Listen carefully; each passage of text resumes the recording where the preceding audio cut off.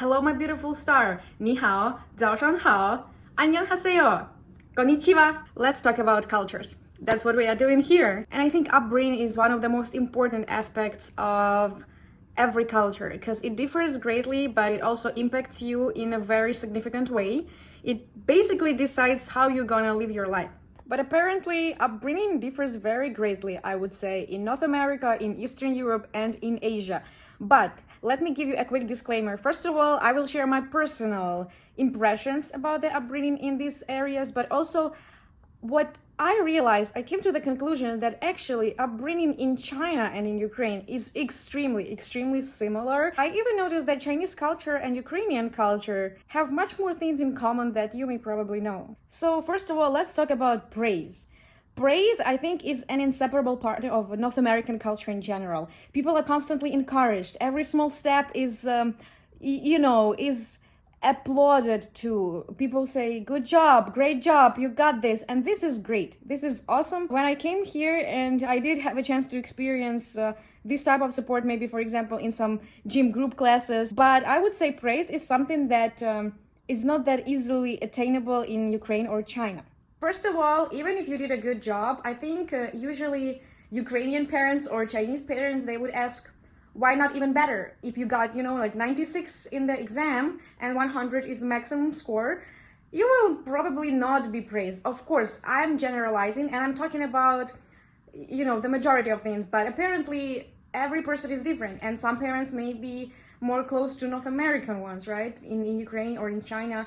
But I'm talking about the majority maybe, and something that I noticed. So probably the Chinese or Ukrainian parent in that situation would say, well, why not 100 or why not 99? Even though I assume here in Canada or in, maybe in US, you would be praised for that. In China and in Ukraine, most of parents would push you to the extremes. Education is number one priority.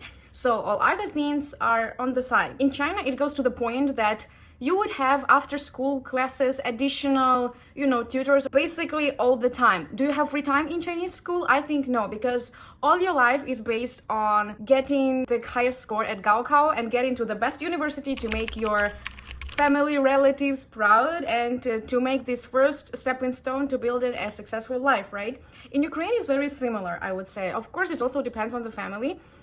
I was lucky enough to have much more freedom, but because I know that a lot of my classmates, when we went to school, like middle school and even high school, parents would actually check your homework. They would check your homework, they will read it through, they will maybe even suggest corrections. I was lucky enough that my parents gave me freedom and nobody did that. They just may ask me, have you done your homework? And I would say, yeah, I did. And that's it. Nobody was gonna go open my notebook and checking actually if I did that. But I know that many people actually do that. Many parents do that. But it's also a common thing in Ukraine that parents would make you study by scaring you with such statements, maybe for example, that you won't be able to find a good job. So if you want to, quote unquote, go sweep the streets, then you are welcome. Don't study and whatever. And that's you're gonna do. So they would use psychological actually tactics to make you study. In Canada, many people would do, I guess, not surprisingly, hockey or some skating, and that's it. But I would say the work-life balance is extremely important here, and I don't think children would be pressed, like if they get bad marks at school. I don't really think they will be scolded. I think they will be just encouraged to not be actually sad and be told something like, everything will be fine, we will figure this out. Like all these phrases definitely helps you to be more relaxed and chill, I think, in the further adult life. But it's also another thing that is extremely important, and I think it's actually more noticeable in general in Asian cultures. The hierarchy. The hierarchy in Asian cultures, not only in China, is extremely huge, and it's still a thing right now. You will never argue with older generation. I guess, of course, right now it's all changing, but I still think that there is this whole layer of things that you would never say, you will never do when you are interacting with older generation. And maybe in schools it's changing, but in university I firsthand experienced it. This hierarchy, the teacher is like a god, and you would never argue, you would never you would only basically like bow and do whatever they say. But also, I was really surprised with this very interesting thing in China is when teacher asks a question, the kids would actually be quiet for a while. They may know the answer, they may know how to reply, but that would be, like the whole silence for a while after the question. And then I don't even know how eventually people start talking, but that was like weird. I think people were even afraid to raise hand and be proactive. They probably even still wait more to be asked. While I assume in North America you are encouraged to express your point of view, to maybe even argue with the teacher. Well, I have to say that in Ukraine it's different. We do have hierarchy, but we would always have, I think it's part of Ukrainian culture, this freedom-loving nation that no matter what, we would really value the ability to speak up and to express our view, no matter if it's contrary to yours or if it's, maybe delicate or even a little bit controversial. It doesn't matter. It's not even that encouraged in schools, because I remember when I was in school and like there were different periods. Firstly, I was very confident, that I was like very shy, but I do remember when I was talking a lot, too much, even my teacher told me to be more, try to humble me a bit. But I know that even my parents, my dad, who is older generation, and those times were still more strict in terms of hierarchy. But I also know that my grandmother told me that he actually argued with a teacher, tried to, challenge the teacher's view when he didn't agree, and, nothing would happen for that. While I think in China, of course, disagreeing with the teacher, especially in uni, I don't think many people would dare do that. No matter what they think, they probably will be silent and don't do that, because it's also about the notion of face. And if they do this, it means it will help the teacher to lose his or her face, and that's a disaster. And of course, the same thing with parents, I guess. Kids, I know that younger generation are actually closer to Western. They can argue with their parents, but at the same time, I would say many kids are still encouraged to, have this certain respect to older generation, this hierarchy.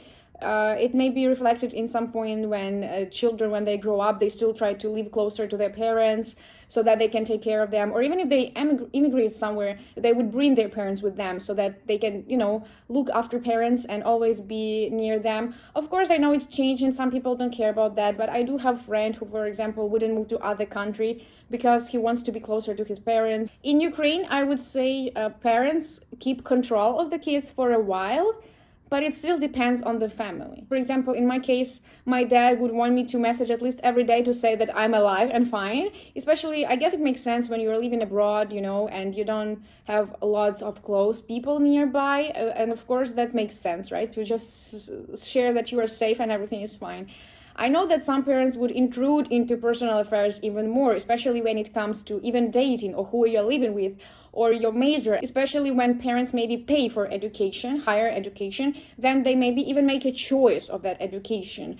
So you will study what they tell you. But of course it's different. Some parents will just support whatever you do. I was lucky enough that my parents would support any major I would choose, any decision in life I would make. But at the same time, of course, in Ukraine, we also have this type of concept of face. We don't call it that way, but it definitely exists. People do care a lot what their relatives or what their acquaintances think about you, and of course, every time they interact with them, they want to be proud and they want to share something and about the achievements of their kids. So of course, if you go to university, if you got a good job, parents would be happy. They would be proud sharing this. It's very important for them. And that's why, of course, I would say, even in my case, I know that I have a lot of freedom in my choices, but I also know deep there what my parents, how they would react to those choices. And of course, if, for example, I was studying and I suddenly want to quit because it's tough, probably they would support me. Deep there, they would be frustrated and they would be uncomfortable sharing it with other people because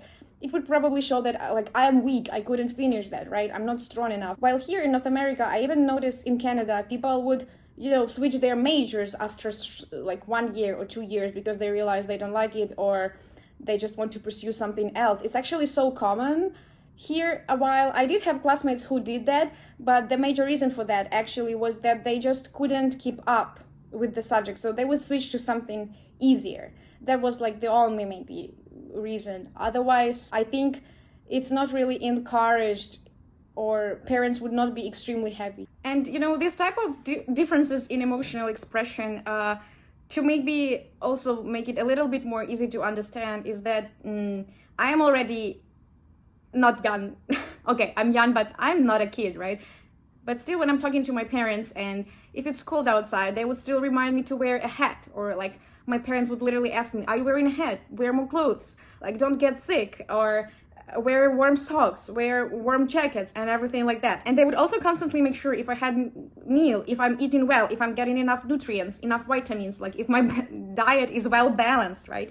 It's also in China, it's in the culture. For example, even the greeting itself in China, 你吃饭了吗? Have you already had a meal, right? It shows something. It shows that people care more in facts, in actions. Like, because if you haven't had your meal yet, they will feed you, right? While in Canada, I would say talks in general are much more on the surface, about surface. And maybe in this aspect, kids are encouraged to be more independent here, but I would say this is also arguable, because I notice many parents still support their kids and help them in lots of important things.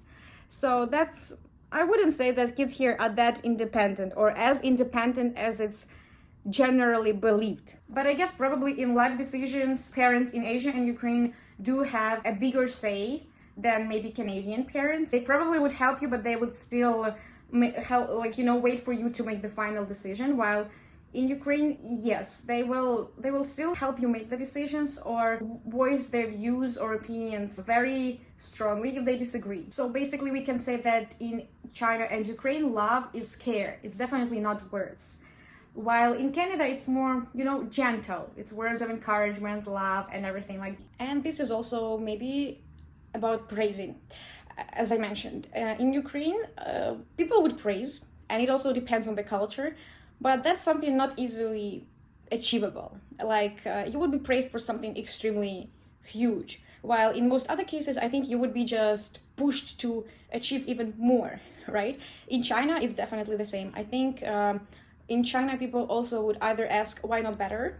Or do some other ways to push you. While, of course, in North America, in Canada, like this whole culture of constantly praising, supporting, it's truly inspiring. But on the other hand, I think sometimes it makes people too relaxed. Like, it doesn't make people fighters. And I think many people may agree that Canadians in general are not the most ambitious people. And they are rather reluctant to fight for something more.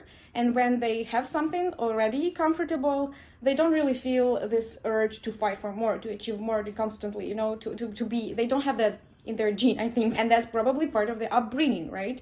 While I would say most of Ukrainians, most of Chinese people are very ambitious, and it seems like seemingly it's never enough for them. No matter how much they achieve, no matter what they already have, I think they constantly, it's partially impacted by the upbringing, that it's never enough, and it's never the end. It's a constant process of becoming better, achieving more, gaining more, pushing further, and that's a huge difference. But I would say that don't think that Asian or Ukrainian parents don't praise you, and basically they actually do this, but in a different way. It's rarely the words of encouragement, it's rarely verbal way of supporting people, but they do this a lot in actions. And for example, your mom scolded you, but then she would make your favorite meal and bring it to you, and will say, eat it, please, my dear. They would do something that you like, but they will do it in actions. They won't necessarily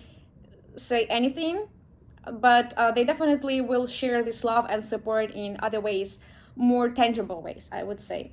And also, that's another thing about parents. Like, Ukrainian parents in this aspect are just impressive, is that, of course, for every parent in the world, you are their child.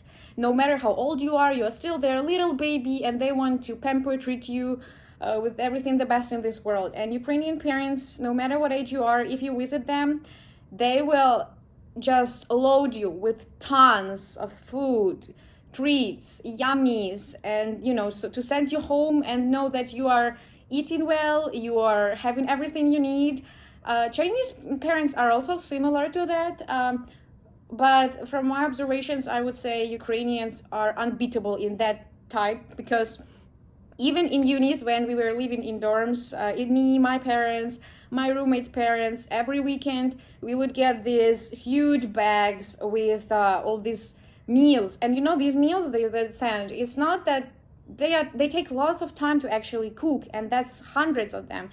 And that's of course another way of showing by parents that they support you, that they really care about how you're feeling, how you're eating, that you have energy. So it's not about, you know, that Asian or Ukrainian parents don't ever express love and everything. It's just the methods are different, and I also appreciate this. But there will be lots of scolding for sure, I think. My philosophy, I would say, in China and Ukraine is more collective. Like, the family ties are strong. Well, I think this is unbeatable in China, because family comes first in China, no matter what, right? In Ukraine, it's also believed not necessarily family, but unity with, you know, your close people, because it's believed that then you will survive everything, right? Yes, in Canada, it's still more about, you know, individual happiness and well-being. Which one is better? I truly don't know. But I would say my mom was on a stricter side for sure. But looking at that, everything from now, from the point in now, in my current situation, I'm happy that that was in this way. Canada at least used to be more stable, while Ukrainian Chinese societies, they are in a constant change, and the changes are much more noticeable and drastic, I would say.